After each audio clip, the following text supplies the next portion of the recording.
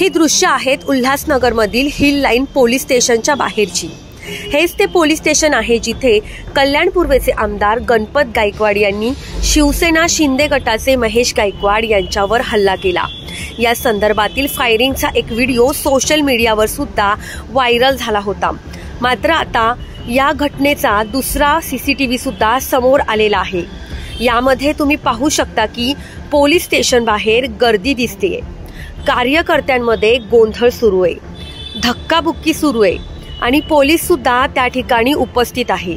यामध्ये गणपत गायकवाड यांचे पुत्र वैभव गायकवाड हे सुद्धा दिसून येत आहेत। दोन्ही कार्यकर्ते एकमेकांशी शाब्दिक बाचाबाची करताना दिसत आहेत। गोळीबार झाल्यानंतर आमदार गायकवाड यांनी आपल्या मुलाला धक्काबुक्की झाल्याचा आरोप केला होता आणि आता हा दुसरा व्हिडिओ सुद्धा सोशल मीडियावर मोठ्या प्रमाणावर व्हायरल होताना दिसतोय।